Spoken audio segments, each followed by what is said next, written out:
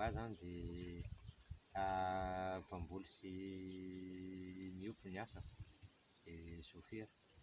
Taloha moa sôfera nandefa noho ny efa fahalehibeazana dia tsy maintsy miverina kely tanindrazana namboly satria efa vita ny 20 taona aho zay.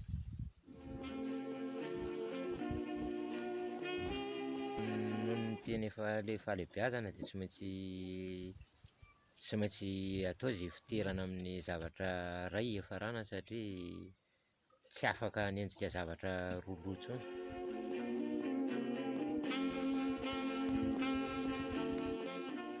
Resaka sécurité zany aloha no tsy maintsy ilainy aty ka hatrany. Io no tena tadiavana fanampiana mafy dia mafy ny resaka sécurité ka ny zavatra raha vao mba mahavita betsabetsaka ianao mandrindrina anazy. Avy eo ny resaka fahasalamana ilaina ihany koa zany satria lavidavitra ihany vao mahita hôpitaly, any amin'ny firy kilômetatra iny tsy efa ho voany.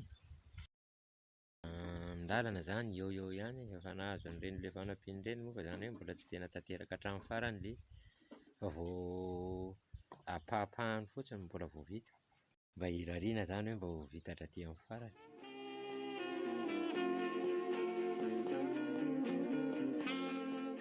Ny tena faniriana izao dia ilay eo amin'ilay fanafody ilay hitanao ilay fanafody fambolena, fiompiana dia mba hampanantonina ny tantsaha ilay izy, hampanakaikezina ny tantsaha fa tsy aiza ve ko any Antananarivo vao afaka hividy an'izany firy kilômetatra, any amin'ny 80 kilômetatra. Ny misy anay izao 80 kilômetatra miala an'Antananarivo anie aty, dia any ve ianao vao ohatrinona ny frais, in-telo miova tômôbila ianao vao tonga any, ohatrinona ny frais. Dia izany rehetra izany mba hoe mba entaentanay aty hoe mba hampanantonina ilay izy, mba hatao par commune.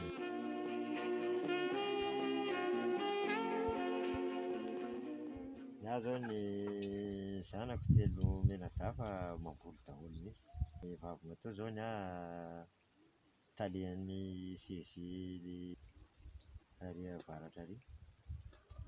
Dia ny lahy ny ahy baka teknika. Ny farilahy ny voana baka ny miala mianatra fa mamboly daholo, mamboly sy miompy izay izao amin'izao. Efa samy niasa daholo izany fa tsy mety ilay izy dia aleo ny mety ny hanamboly. Tokony tantsaha no tena hampiroboroboana, hampiofanina momba ny fambolena, hampiana ara-tosika amin'ny zezika sy ny karazany, hamokatra bebe kokoa. Tokony mba hampiana na ara-pitaovana na ara-jezika na masombolony, ara-pahalalana.